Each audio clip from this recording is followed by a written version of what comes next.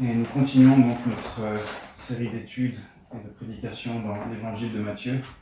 Et pour introduire, j'aimerais répondre à cette question qui peut peut-être nous traverser l'esprit et qui est une question légitime. Pourquoi les Écritures saintes, pourquoi la Bible et pourquoi cette série de prédications s'arrête aussi longuement sur le sujet de la repentance? C'est certain que nous le faisons parce que le texte en parle, mais vous l'avez constaté, j'ai ralenti là-dessus, et on arrive à l'avant-dernière prédication sur le sujet aujourd'hui, Dieu voulant. Mais pourquoi cette insistance? Est-ce que c'est simplement une disposition, une inclination du prédicateur, ou est-ce qu'il y a plus? Et je vous propose de prendre, avant qu'on retourne dans Matthieu, rapidement un texte dans la deuxième épître de Pierre.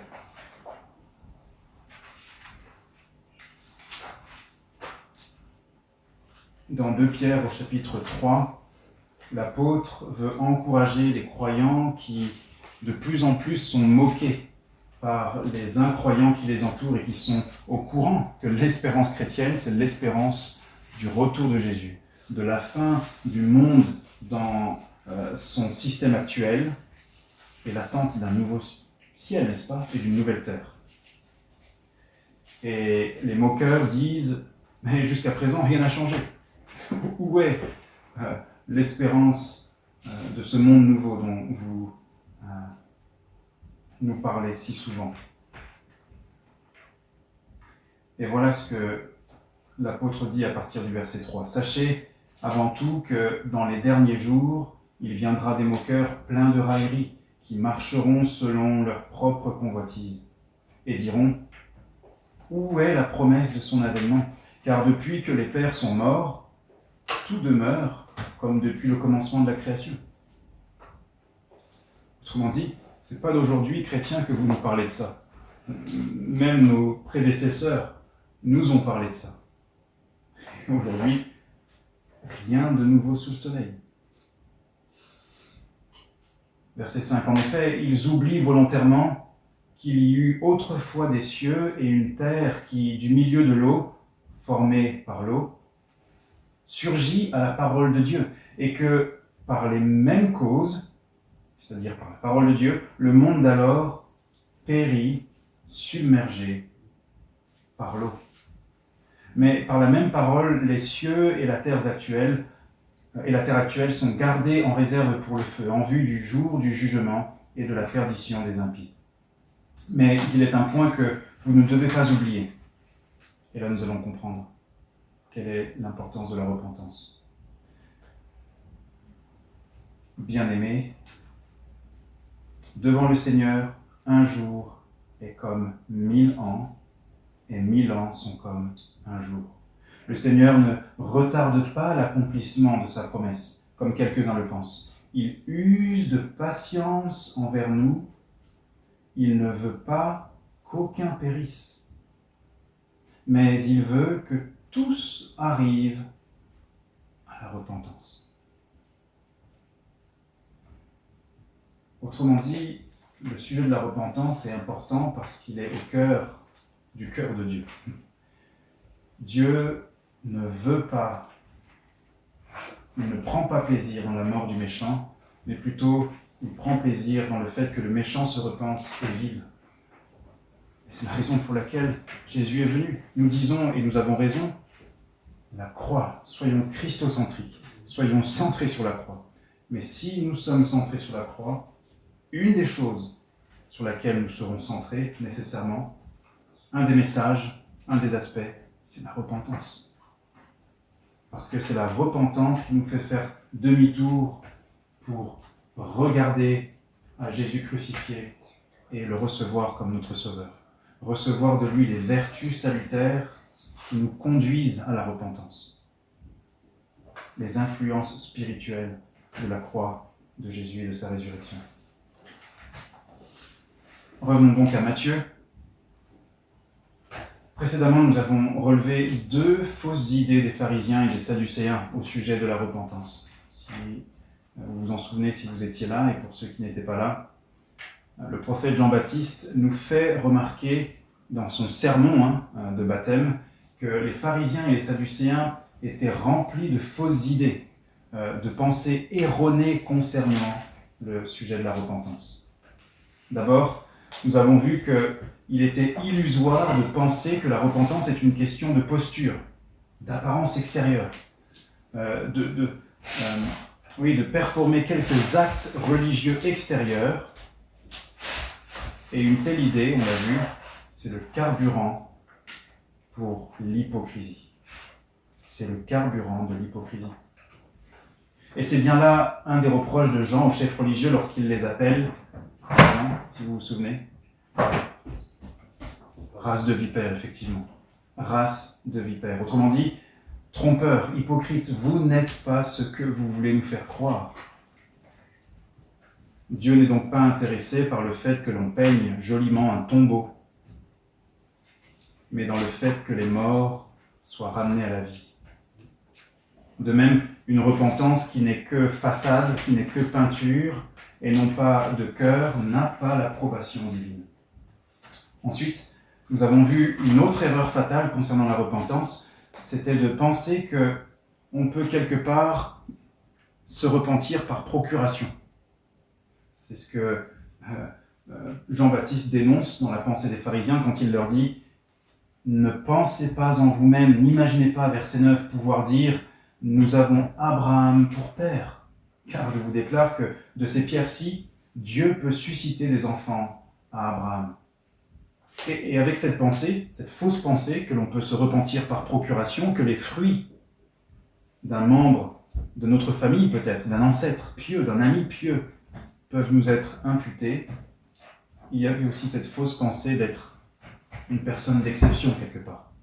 Oh oui, nous savons la règle. Tous les fils d'Abraham doivent se repentir. Mais nous sommes spéciaux parmi les fils d'Abraham. Nous sommes exceptionnels. Et Jean-Baptiste leur fait comprendre, aussi banales et nombreuses que sont ces cailloux, sachez que Dieu peut les transformer en fils d'Abraham. N'a-t-il pas fait Adam à partir de la poussière de la terre ? Il peut faire de même avec ces pierres. Ce matin, je vous propose de voir la troisième fausse idée que Jean le baptiseur semble dénoncer chez les pharisiens et les sadducéens concernant la repentance. Et aussi surprenant que cela puisse être, on va le voir ensemble, il le fait en utilisant que 2 syllabes.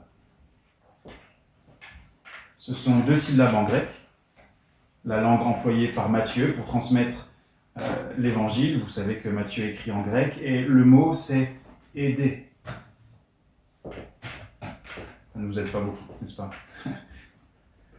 Ce sont 2 syllabes aussi dans la langue hébraïque que Jean a probablement employées quand il prêchait. Ata. 2 syllabes de nouveau. Ce sont 2 syllabes en français. Lisons ensemble le verset 10. Et c'est le mot qui commence le verset 10. Déjà. Déjà. Déjà, la cognée est mise à la racine des arbres. Tout arbre qui ne produit donc pas de bons fruits est coupé et jeté au feu. Cette autre fausse idée, donc, concerne la repentance comme n'étant pas une question urgente. C'est l'idée que, quelque part, oui, ce n'est pas pressant. Et je vous propose 2 temps. Le premier, on va essayer de creuser simplement qu'est-ce que ça signifie que la repentance est une question urgente. C'est ce que Jean-Baptiste veut faire comprendre aux pharisiens et aux sadducéens. Il leur dit déjà, la cognée est mise à la racine de l'arbre. Et dans un deuxième temps, nous verrons quelques applications, ou plutôt 3 pièges, 3 obstacles qui nous empêchent, même nous, si nous sommes chrétiens, de sentir l'urgence de ce message aujourd'hui où nous vivons en 2024. Et je vous propose, avant d'aller plus loin, de prier encore une fois.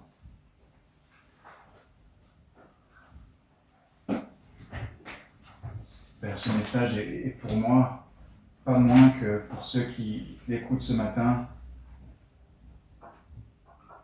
Et j'ai besoin que tu réveilles mon cœur et mon âme à la réalité de ce que tu veux nous enseigner et nous rappeler concernant l'urgence, l'imminence du jugement.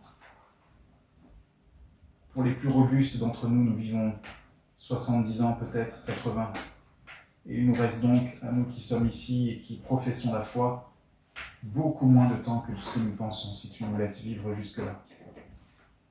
Le monde qui nous entoure compte instant après instant, seconde après seconde, des morts et des morts et des morts. Et notre Dieu, ton jugement n'a jamais été aussi proche. Nous avons besoin que tu nous fasses sentir le devoir pressant de la repentance. Agis, s'il te plaît, parce que nous sommes bien limités. Nos moyens sont bien faibles. Mais dans tes mains, ils sont puissants. Nous te le demandons au nom de Jésus. Amen.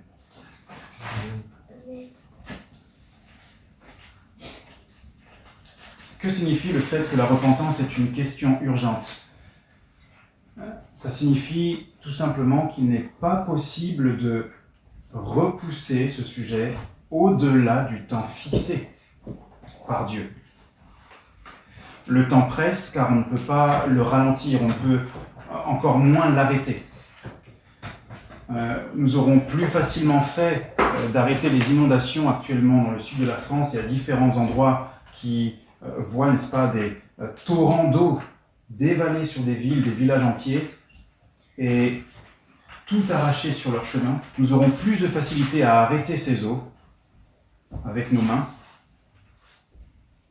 qu'à arrêter le temps qui défile et le temps qui nécessite que Jean dise déjà.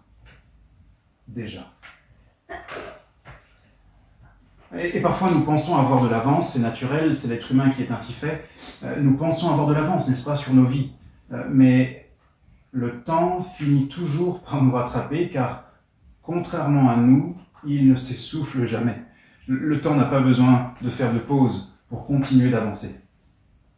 Il coule, et avance, et avance, inexorablement. Je peux vous prouver que nous n'en sommes pas toujours conscients en faisant juste cet exercice très simple.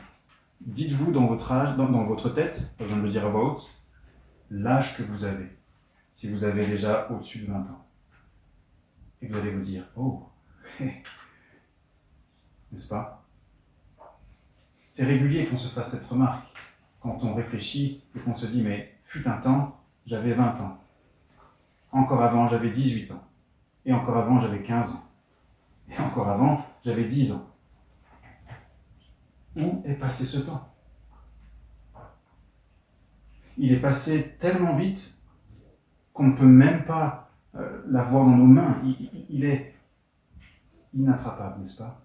On ne peut pas le rattraper. Et si nous étions plus conscients qu'il y a une échéance, un rendez-vous pour chacun d'entre nous avec la mort, et un rendez-vous que personne ne peut déplacer, ce rendez-vous du jugement de Dieu, nous aurions plus de facilité à comprendre ce que Jean-Baptiste dit quand il dit « déjà ».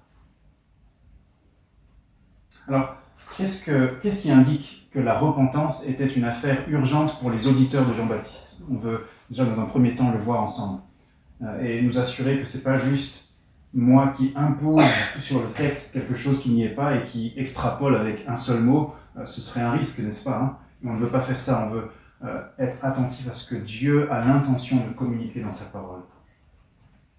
Alors premièrement, ce que nous avions vu dans le chapitre précédent suggère qu'il y a une urgence.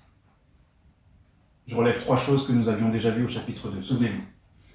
C'est un roi non juif et impie qui domine en Israël, comme au temps des juges, où le peuple était oppressé par des nations étrangères à cause de ses transgressions contre l'Éternel et contre l'alliance de Dieu. Et lorsque des nations étrangères, des chefs étrangers dominaient sur le peuple, c'était un signe de jugement.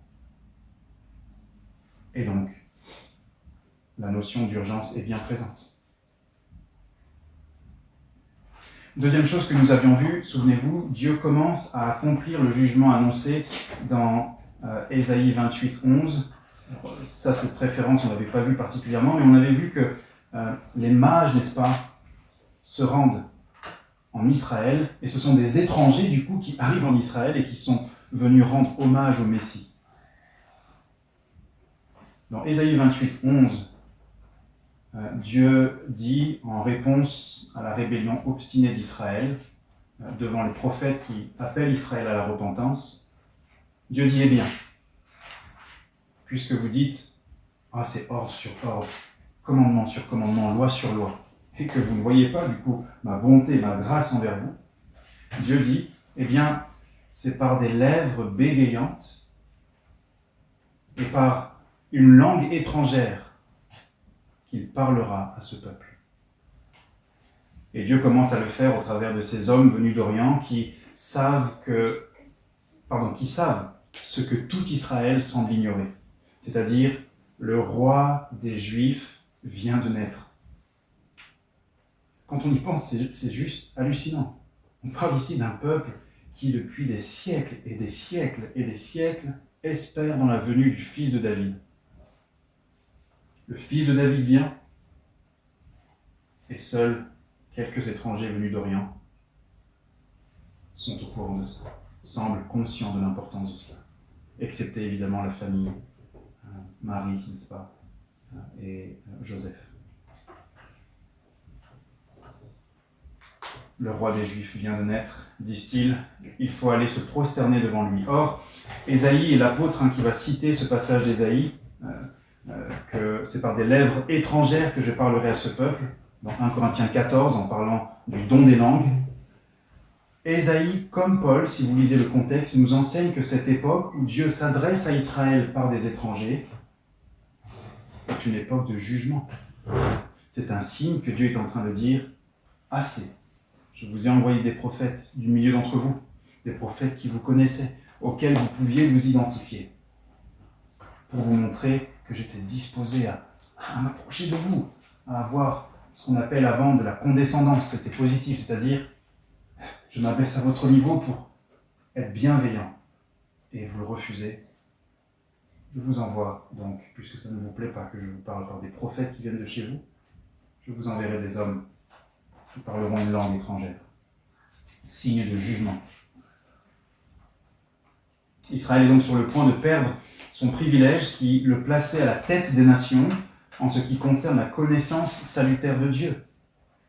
Vous vous souvenez que Paul dit régulièrement du juif d'abord et du non-juif.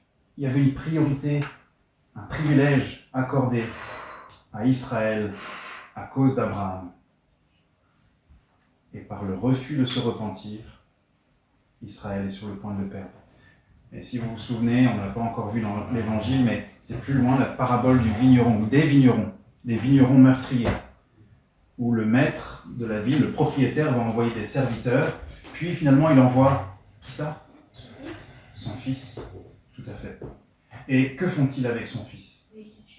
Ils le tuent, voilà l'héritier, tuons-le, n'est-ce pas ? Parce qu'ils réalisent qu'ils n'ont pas pris soin de la vigne comme il faut, et ils ne veulent pas du coup être privés des privilèges d'avoir à s'occuper de la vigne. Les pharisiens et les sadducéens de l'époque de Jean-Baptiste ne voulaient pas être privés du privilège d'être les leaders spirituels d'Israël, bien qu'ils n'en prenaient pas soin. Enfin, après le fait qu'un roi non-juif et impie domine sur Israël, après le fait que Dieu commence à parler au peuple d'Israël, pour ainsi dire, par des hommes d'une langue étrangère, nous avions vu toujours dans le chapitre 2 ce terrible massacre des enfants de Bethléem et de sa région. Souvent on a du mal à se le figurer parce qu'on a l'habitude de parler de cette histoire dans un contexte de Noël où il y a plein de lumières, n'est-ce pas ? Les lumières de Noël. Et donc on parle, pas toujours d'ailleurs, mais quand on mentionne ce récit, ça nous semble lointain. Mais pour nous figurer peut-être la terreur que c'est, nous avons vu, je crois, depuis 1 an que la guerre sévit à Gaza, je pense que nous avons tous vu au moins une fois des images de ces enfants dans les gravats, de ces enfants recouverts de poussière, parce qu'ils sont en train d'être massacrés. C'est ce que Hérode a fait. Mais nous voyons que c'est une période de jugement. Pourquoi ? Souvenez-vous, nous avons vu que Christ vit un nouvel exode. Le premier exode, à l'époque de Moïse, les enfants sont protégés du tyran, qui avait commandé qu'on les jette à l'eau, notamment les garçons. Dieu les protège en envoyant 2 sages-femmes en particulier, pieuses, qui craignaient Dieu et qui se sont arrangées pour que les garçons puissent être conservés en vie. Mais nous voilà quelques siècles plus tard, le Christ vient, et cette fois-ci, c'est lui seul qui échappe au tyran Hérode, et Dieu a comme, pour ainsi dire, retiré sa main protectrice du dessus des enfants d'Israël.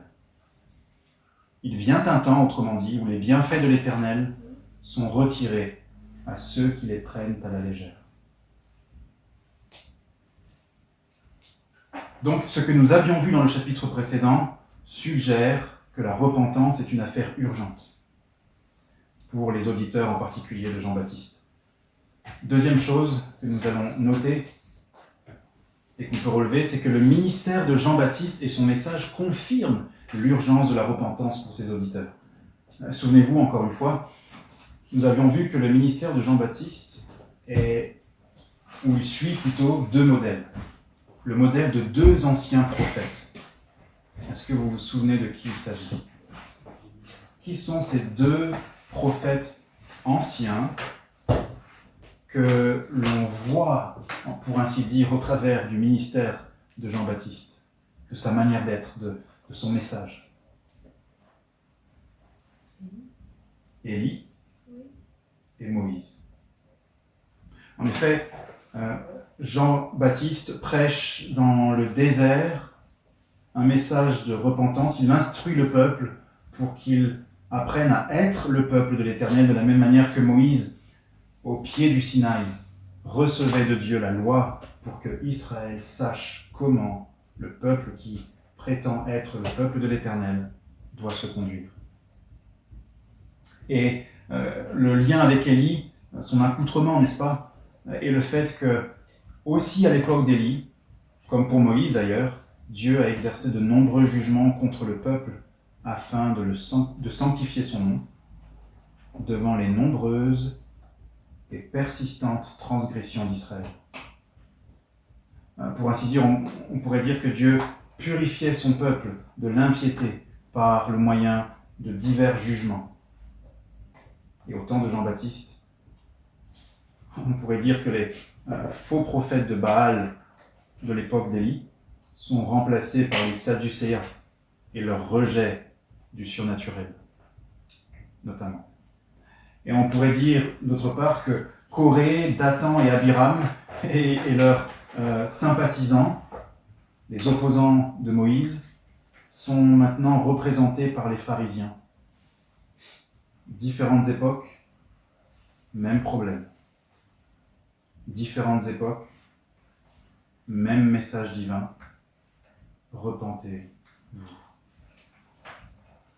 Ce que nous avons lu d'ailleurs, parenthèse ici, dans la première partie de notre culte ce matin dans Jérémie. Revenez de vos voies, changez vos idées, détournez-vous de vos mauvaises voies. Repentez-vous, autrement dit. Ensuite, deuxième et avant-dernière remarque concernant le ministère de Jean-Baptiste et son message comme élément qui nous montre l'urgence de la repentance. Nous voyons que Jean-Baptiste évoque explicitement un jugement imminent. Regardez avec moi dans Matthieu chapitre 3, nous revenons à notre texte. Je reprends à partir du verset 7. Comme il voyait venir au baptême beaucoup de pharisiens et de sadducéens, il leur dit: « Race de vipères, qui vous a appris à fuir la colère à venir ?» Il parle donc à ses auditeurs de la colère de Dieu.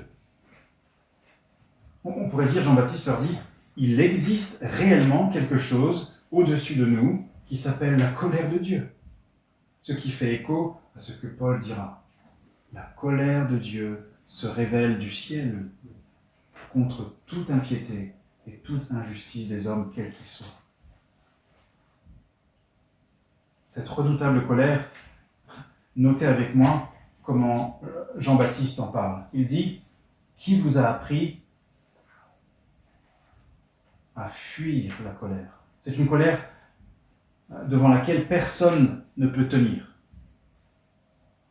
Soyons au clair là-dessus, dans nos consciences, et prions que Dieu nous aide à avertir ceux qui nous entourent. C'est une colère devant laquelle personne ne peut tenir.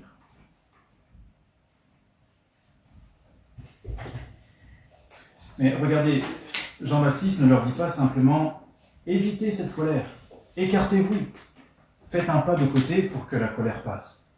Non, Jean exhorte et avertit qu'il faut fuir cette colère.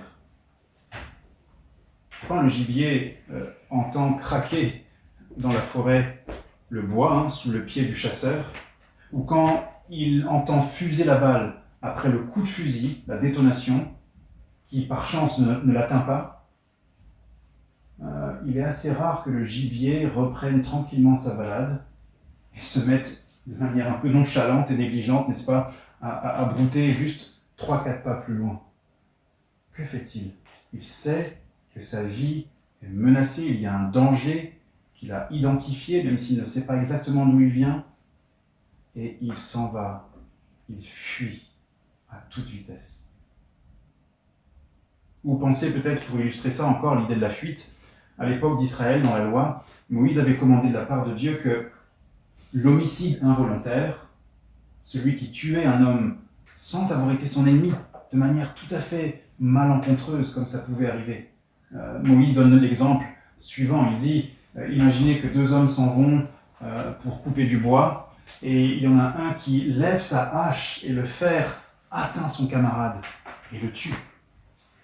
Et clairement, si on sait qu'il n'avait pas de grief, nous allons d'abord le traiter, avant de l'examiner, comme un homicide involontaire.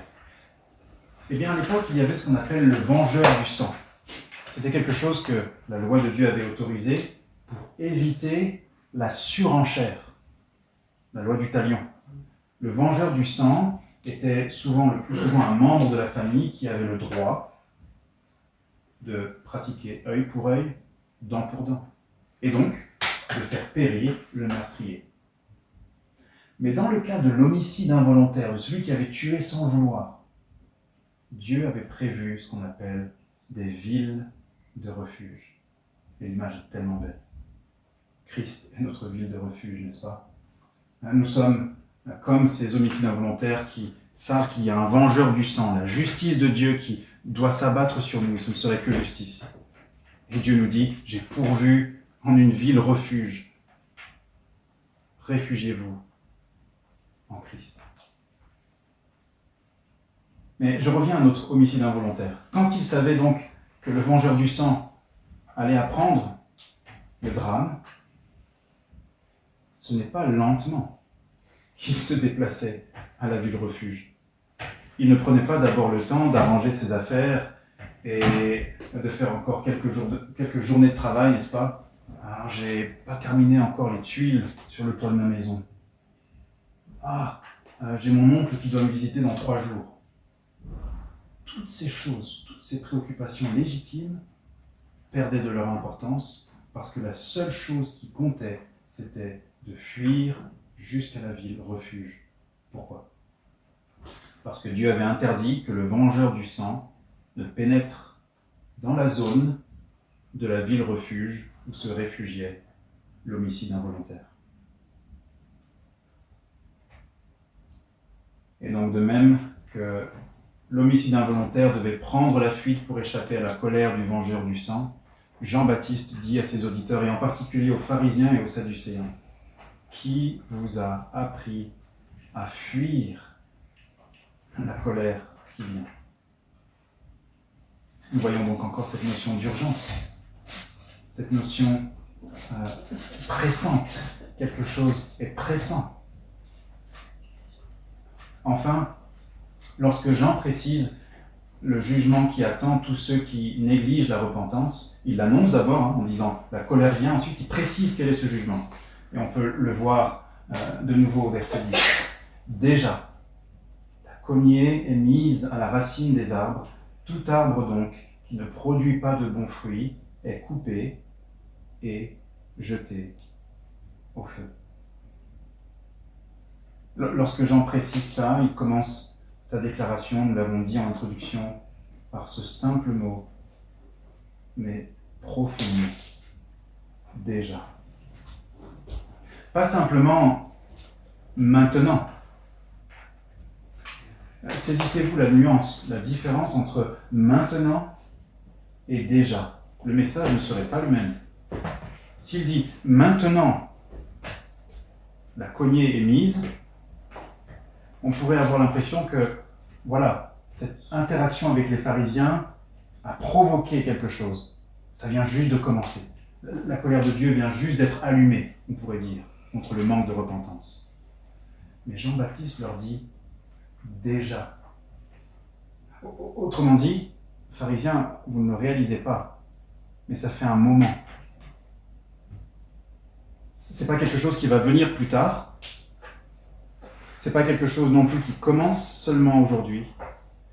Mais depuis déjà, Dieu est irrité contre le méchant. Le psaume d'ailleurs nous dit « Dieu est en colère contre le méchant tous les jours ».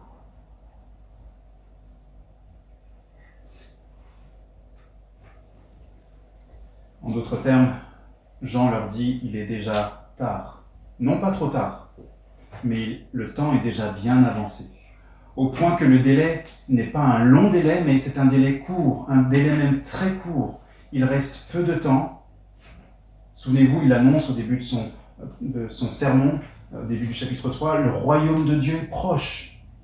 Et si proche d'ailleurs qu'il faut se dépêcher d'entrer, se dépêcher de se repentir, se dépêcher de fuir la colère, se dépêcher de démontrer une repentance authentique au travers de fruits d'une vie vécue, comme on disait avant, coram Deo. C'est-à-dire d'une vie vécue, mon cœur devant Dieu, où je n'ai pas l'hypocrisie justement des pharisiens. Race de vipères, comme il dit, qui ne vivait pas le cœur devant Dieu, qui ne vivait pas authentiquement une vie de repentance. Une vie qui cherche à se conformer à la pensée de Dieu. Mais ils avaient une piété hypocrite plutôt qu'une piété véritable. Et Jean-Baptiste leur dit, il est plus que temps de rendre à Dieu l'honneur qui lui est dû, plus que temps de vous détourner de vos mauvaises voies. Et on en vient. Je vais regarder l'heure pour ne pas dépasser. Est-ce que tu saurais me dire à quelle heure j'ai commencé, Lucas ? Non, je crois qu'on est personne de plus. Pas de soucis. Ok. J'ai l'impression que on a peut-être encore un peu de temps. Avançons du coup. On l'a compris, c'est l'erreur des pharisiens et des sadducéens, le fait qu'ils n'étaient pas conscients de l'urgence de la repentance.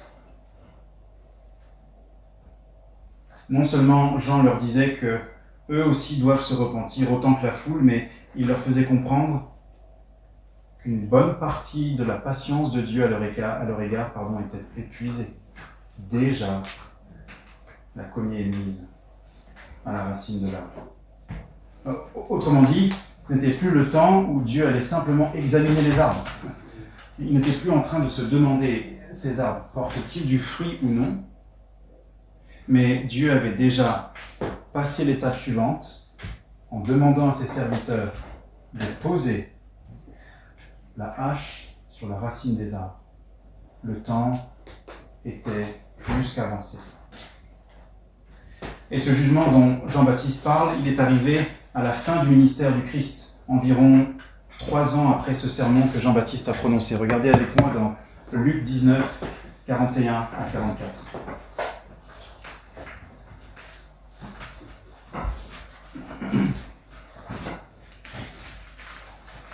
Beaucoup de pharisiens pouvaient penser qu'ils avaient encore beaucoup de temps. Mais Luc 19, versets 41 à 44. Nous sommes quelques instants, quelques heures, quelques journées avant la crucifixion du Seigneur.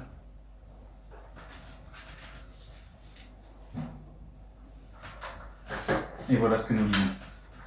Comme il approchait de la ville, c'est-à-dire de la ville de Jérusalem, Jésus, en la voyant, pleura sur elle et dit : « Si tu connaissais toi aussi en ce jour ce qui te donnait la paix, ce qui te donnerait la paix. Mais maintenant c'est caché à tes yeux.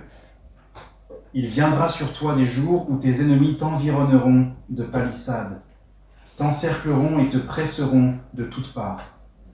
Ils t'écraseront, toi et tes enfants, au milieu de toi, et ne laisseront pas en toi pierre sur pierre, parce que tu n'as pas connu le temps où tu as été visité. » Et nous sommes environ 3 ans, n'est-ce pas, après le discours de Jean-Baptiste. C'est la durée du ministère de Jésus. C'est quoi 3 ans ? Aujourd'hui, notre nature humaine fait que, si nous disons 2027, d'abord notre première impression c'est de dire « Oh, c'est loin. C'est loin. » Et si on nous disait « En 2027, Jésus revient », je ne suis pas en train d'annoncer une date, nous ne savons pas quand Jésus revient, personne ne peut savoir quand Jésus revient. Mais si on nous disait qu'un jugement, n'est-ce pas, divin, arrive en 2027, peut-être dès qu'on l'entendrait la première fois, ça nous mettrait une petite pression, mais je suis persuadé, en tout cas, je parle de moi, je vous laisse vous examiner, mais je sais comment je serais tenté de réagir. Très vite de me dire, quand on y pense quand même, 2027, ça laisse à peu près 3 ans. Donc, certaines choses dont je peux commencer à m'occuper mi-2025, allez, début 2026, par rapport à ce jugement qui vient. Et peut-être que c'est demain que Dieu va rappeler mon âme et me demander des comptes sur comment j'ai entendu cette nouvelle du jugement qui vient. Comment je l'ai pris à la légère. Comment j'ai voulu temporiser, procrastiner. Parce que du coup, ma crainte de l'Éternel n'était pas une crainte profonde, authentique. Qu'est-ce que c'est 3 ans pour les pharisiens ? Une vapeur, n'est-ce pas, qui disparaît presque aussi vite qu'elle apparaît. Et bien après les pharisiens, encore aujourd'hui, Dieu nous adresse le même message. Je vous propose rapidement qu'on regarde plusieurs textes que je ne vais pas commenter. Simplement, voyez dans ces textes cette notion d'urgence. Des textes qui remplissent les pages du Nouveau Testament. Romains 1, verset 18, où je lis « Car la colère de Dieu se révèle présent du ciel contre toute impiété et toute injustice des hommes qui retiennent injustement la vérité captive. » Romains 2, verset 5. « Mais par ton endurcissement et par ton cœur impénitent, tu t'amasses, présent continu, tu t'amasses un trésor de colère pour le jour de la colère et de la révélation du juste jugement de Dieu. » Éphésiens 5, versets 5 à 6, où l'Esprit de Dieu parle au travers de l'apôtre Paul et dit ceci : « Car sachez-le bien, aucun débauché, impur ou cupide, c'est-à-dire idolâtre, n'a d'héritage dans le royaume du Christ et de Dieu. » Verset 6. « Que personne ne vous séduise par de vains discours, car c'est pour cela que la colère de Dieu vient sur les fils de la rébellion. » Pas simplement viendra, mais vient. Jean 3, versets 16 à 19, où ce sont ici cette fois-ci les paroles qui concernent directement notre Seigneur Jésus-Christ, où nous lisons « Car Dieu a tant aimé le monde qu'il a donné son Fils unique, afin que quiconque croit en lui ne périsse pas, mais qu'il ait la vie éternelle. » Et nous aurions tort de nous arrêter là. Dieu, en effet, n'a pas envoyé son Fils dans le monde pour juger le monde, mais pour que le monde soit sauvé par lui. Celui qui croit en lui n'est pas jugé, mais, écoutez bien, celui qui ne croit pas est déjà jugé, parce qu'il n'a pas cru au nom du Fils unique de Dieu.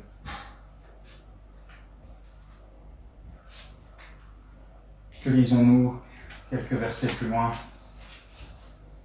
Celui qui croit au Fils, verset 36, a la vie éternelle. Celui qui ne se confie pas au Fils et donc désobéit au Fils ne verra pas la vie, mais la colère de Dieu demeure, reste, est encore, continue d'être sur lui. Encore deux textes. Comment faut-il agir avec les chrétiens qui, peut-être autour de nous, s'éloignent de la foi à cause de doutes? Comment devrions-nous réagir? Je pense que notre tendance, et c'est pas forcément, ça vient pas forcément d'une mauvaise disposition. Notre tendance serait, n'est-ce pas, de nous dire, ne les brusquons pas, ces chrétiens qui sont dans le doute, et il ne faut pas effectivement les brusquer. Mais il y a une notion d'urgence solennelle. Jude 22, 23. Ayez pitié des uns, exhorte Jude, de ceux qui doutent. Sauvez-les en les arrachant au feu. L'image, ici, l'illustration, c'est celle de quelque chose de hyper précieux. Pensez à la lettre, peut-être, d'héritage que votre roi et père vous a envoyée. Et vous savez que, par des circonstances étranges, elle vient d'être jetée dans la cheminée de la pièce d'à côté. Vous n'allez certainement pas vous dire, oui, je sais qu'il faut que je la retire, du coup, je finis ce que je fais. Non, vous savez que le feu risque de consumer cette lettre précieuse et vous allez vous presser, n'est-ce pas, quitte, s'il le faut, à vous brûler quelque peu pour retirer cette lettre. Maintenant, c'est l'image que Jude emploie pour dire que nous devons arracher au feu vers lequel s'approchent les chrétiens qui se laissent aller à certains doutes. Nous devons les arracher du feu, l'urgence. Comment le Seigneur Jésus parle-t-il de son retour et du jugement dernier? Dernier texte, Luc 17, versets 26 à 30. Et j'ai enchaîné plusieurs textes ici, simplement parce que je crois qu'il est bon que la parole de Dieu, lorsqu'elle a un thème récurrent, on la laisse, n'est-ce pas, elle-même faire son travail en pesant sur nous, sur nos consciences, pour nous aider à réfléchir. Et à réfléchir notamment à nos priorités. Luc 17, 26 à 30. Est-ce que quelqu'un d'autre veut le lire? Luc chapitre 17, versets 26 à 30. Ce qui arriva du temps de Noé. Peut-être, excuse-moi de te couper, juste, je vois qu'il y a des pages encore qui se tournent pour qu'on soit ensemble. Ouais, vas-y. Merci. Ce qui arriva du temps de Noé arrivera de même au jour du Fils de l'homme. Les hommes mangeaient, buvaient, se mariaient leurs enfants, jusqu'au jour où Noé entra dans l'arche. Le déluge vint, et les fit tous périr. Ce qui arriva du temps de Lot arrivera pareillement. Les hommes mangeaient, buvaient, achetaient, vendaient, plantaient, bâtissaient. Mais le jour où Lot sortit de Sodome, une pluie de feu et de soufre tomba du ciel et les fit tous périr. Il en sera de même le jour où le Fils de l'homme paraîtra. Je ne sais pas si on se figure la scène telle que Jésus l'a décrit et la résume. Les hommes mangeaient, buvaient, se mariaient, étaient donnés en mariage. Ici, quand on lit manger, buvait, c'est pas dans le sens, c'était forcément des beuveries. ne faut pas le comprendre ainsi, sinon on ne comprend pas bien le sens, je crois. Parce que le texte ne dit pas forcément que tous, à l'époque de Noé, étaient des buveurs et des goinfres. C'est une façon de décrire simplement la vie du quotidien. Tout le monde se préoccupait de son nouveau bœuf qu'il doit aller essayer, de sa nouvelle terre qu'il doit aller tester, de son mariage qu'il vient de contracter. Ce sont ici toutes des images, n'est-ce pas, que le Christ lui-même reprend dans l'Évangile pour parler de ceux qui rejettent l'invitation du roi à venir aux noces de son fils. Et donc, probablement, puisque Noé prêchait, un déluge vient, un déluge vient. Repentons-nous, un déluge vient. Beaucoup ont dû dire, alors certains se sont moqués et n'ont pas cru, mais certainement beaucoup ont dû dire, il y a de la marge. Tel que je vois le ciel, tel que je vois la météo, il y a de la marge.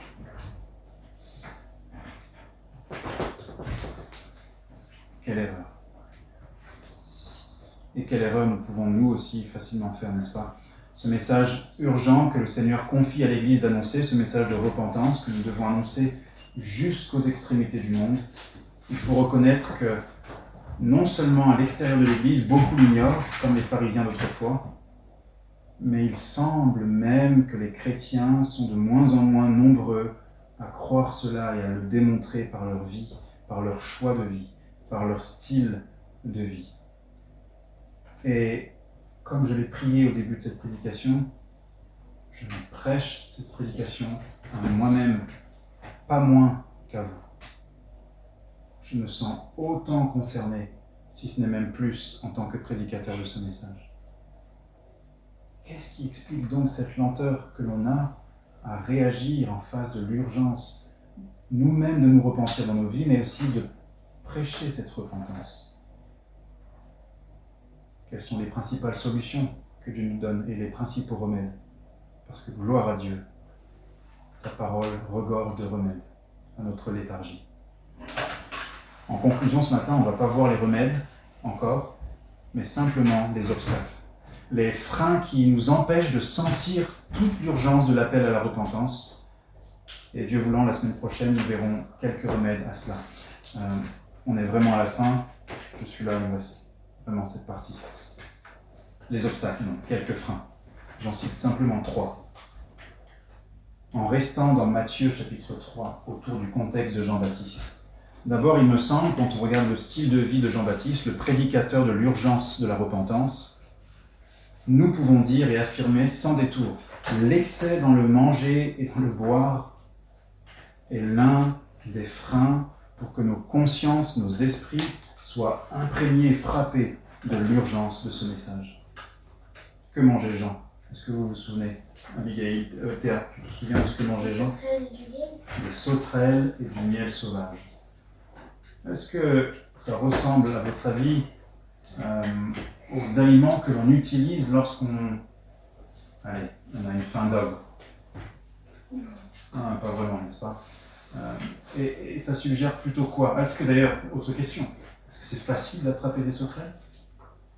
Alors, je ne suis pas un spécialiste, il y a peut-être des techniques et certainement Jean-Baptiste. Maman, c'est spécialiste. Maman, c'est spécialiste.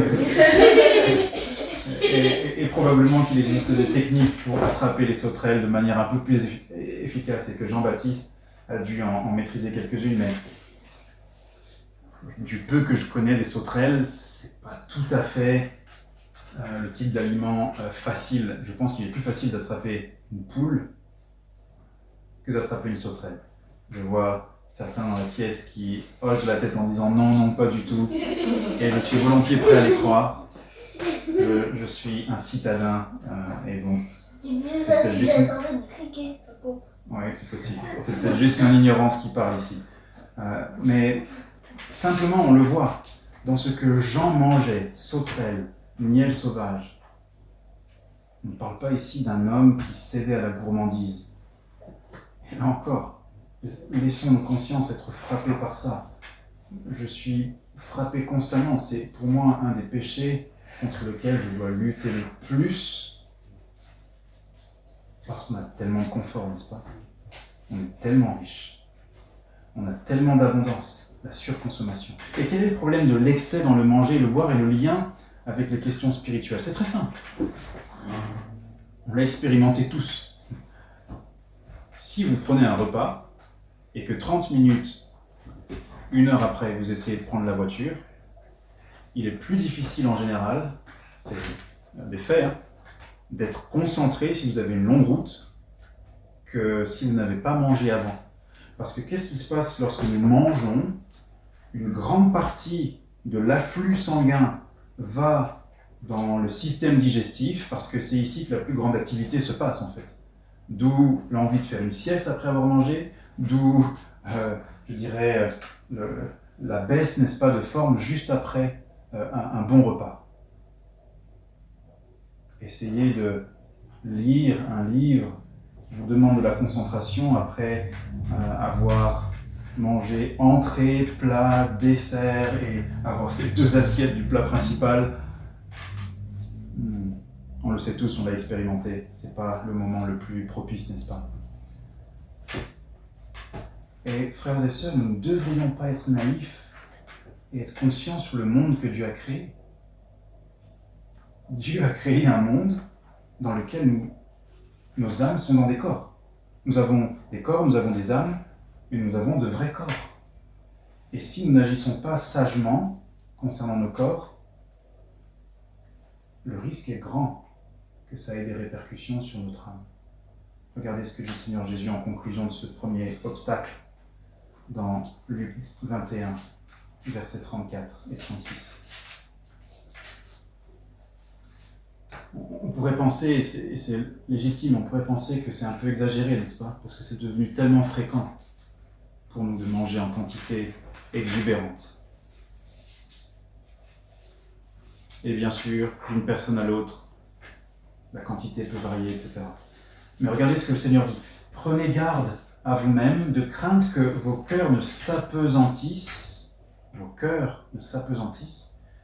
par les excès ou l'ivrognerie et par les soucis de la vie, et que ce jour ne fonde sur vous à l'improviste comme un filet, car il viendra sur tous ceux qui habitent la surface de toute la terre. Veillez donc et priez en tout temps afin que vous ayez la force d'échapper à tout ce qui doit arriver et de paraître debout devant le Fils de l'homme. Jésus parle de son retour et du jugement, et il dit « Vous ne serez pas prêts comme il faut si vous vous laissez aller à des excès, notamment dans le domaine du manger et du boire. » Le croyons-nous.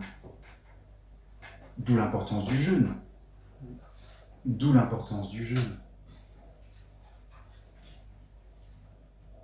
Thomas Manton, un puritain, avait raison donc de dire que, écoutez bien, c'est imagé mais c'est frappant, l'excès de nourriture et de boisson embrouille l'esprit, étouffe les bonnes dispositions et excite la convoitise. Beaucoup d'hommes creusent leur propre tombe avec leurs dents.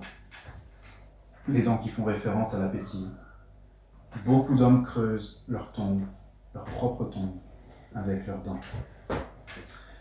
Deuxième obstacle, il me semble, à ressentir et à vivre selon cette urgence dans la perspective du retour du Seigneur Jésus. Une parenthèse rapide. Le chrétien ne doit pas juste, en pensant au retour du Seigneur Jésus, penser à la solennité et au caractère redoutable du jugement. Okay? Paul nous dit dans 2 Timothée que nous devons attendre le retour de Jésus avec amour.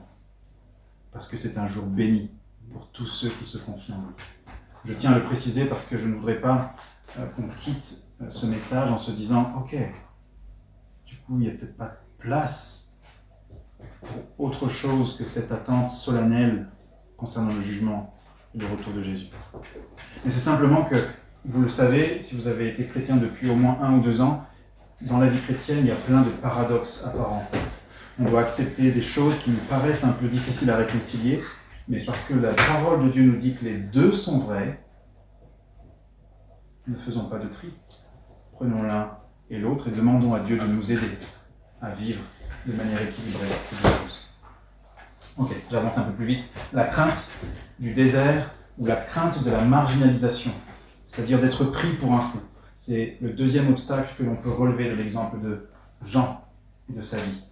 Jean est au désert. Il n'est pas dans le palais des rois. Il n'est pas là où les gens populaires ont l'habitude d'être. D'ailleurs, Jésus le dira à la foule à un moment donné. Qu'êtes-vous allé voir dans le désert? Quelqu'un d'important, qui porte de beaux habits, quelqu'un de populaire, un people? Il dit non, les gens importants, nobles, etc. sont dans les palais. Qu'êtes-vous donc allé voir? Un prophète? Oui, je vous le dis, et plus qu'un prophète. Je crois que bien souvent, nous craignons pour notre réputation, et moi le premier, réputation d'être un infréquentable, d'être... Il a été dit de Jean, il a un démon, disaient les pharisiens, pour son style de vie radicalement focalisé sur le royaume de Dieu. Et cette crainte d'être mis un peu dans le désert, d'être un peu marginalisé, d'être pris pour un fou, la crainte des hommes et du regard des hommes nous paralyse bien plus que nous le pensons. Moi qui ai beau faire du porte-à-porte et qui, selon certains critères modernes du christianisme évangélique, ça ressemble à un zèle incroyable, ce que ce n'est pas. Je peux confesser, et je dois confesser, que c'est aussi un défi pour moi. Parce qu'il y a une manière d'être zélé, mais avec suffisamment de panache, entre guillemets, ou de sagesse mondaine, n'est-ce pas, pour que ça ne paraisse pas trop excessif, trop hors de ce monde, trop hors de sens. Que ça paraisse maîtrisé.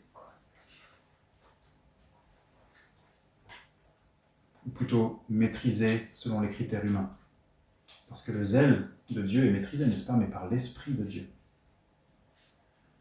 Et une note pour finir ici, attention, c'est différent cette idée de marginalisation à cause de la foi, ça n'a rien à voir avec le fait d'avoir, enfin, pour le dire autrement, ne pensez pas être immunisé contre ce problème simplement parce que vous avez un tempérament solitaire. On pourrait se dire, ok, moi c'est pas un truc qui me fait trop peur, l'idée du désert, si je prêche la repentance, etc. Ça ne me dérange pas d'être seul. Oui, mais il est possible que, ayant un tempérament de retrait, ce qui est parfois mon cas, et le fait d'être réputé solitaire, nous puissions confondre ce type de solitude avec la solitude liée à la croix de Jésus-Christ. Ce sont deux choses différentes. Je crois qu'il est plus facile d'accepter la solitude qui ne nous rend pas impopulaires, et qui fait juste qu'on dit c'est un solitaire, c'est une solitaire, que d'accepter la solitude ou le risque de solitude qui fait dire c'est un fou, c'est un illuminé.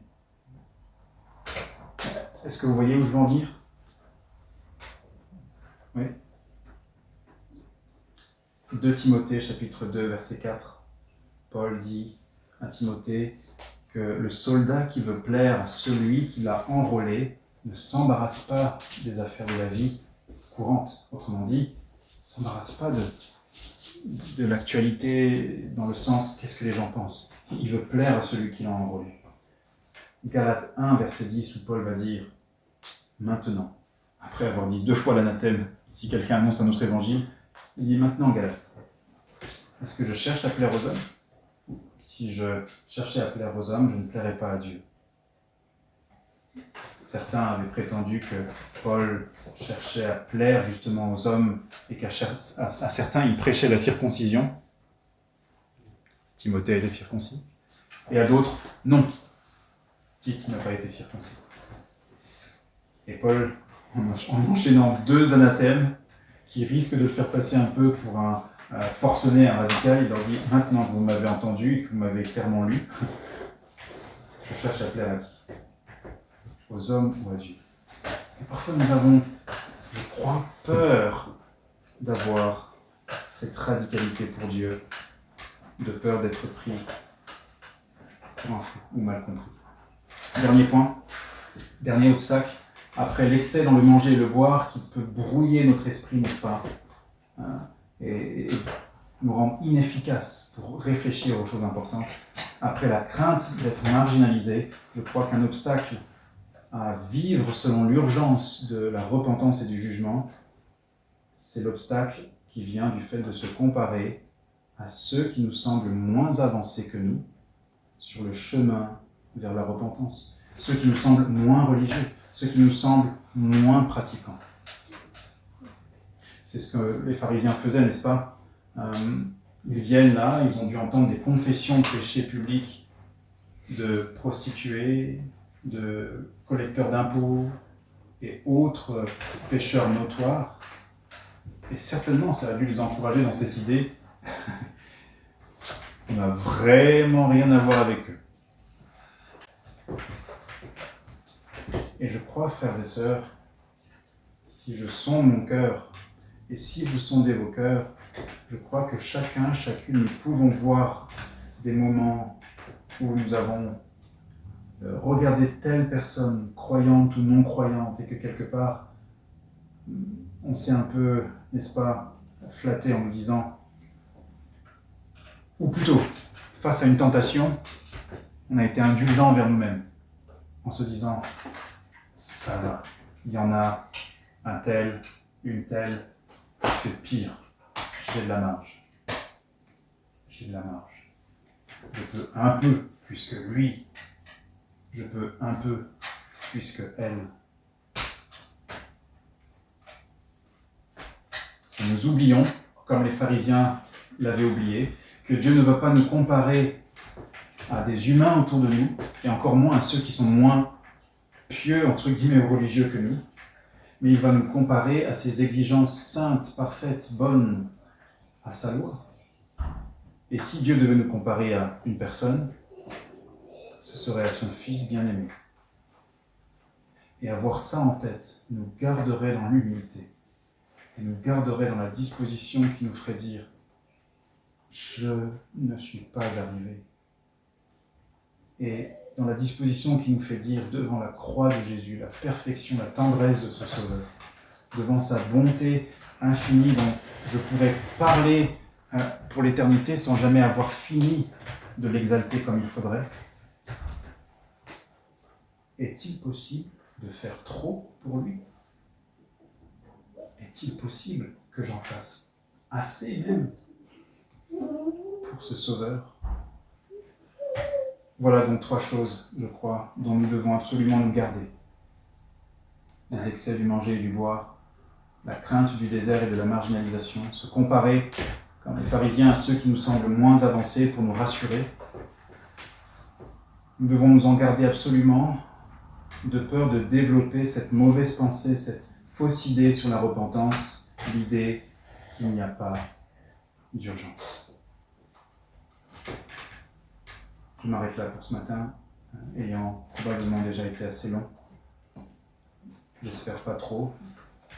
Et je vous propose qu'on ait un temps de réflexion silencieuse et aussi de prière, ceux qui voudraient élever leur voix librement en lien avec ce qui a été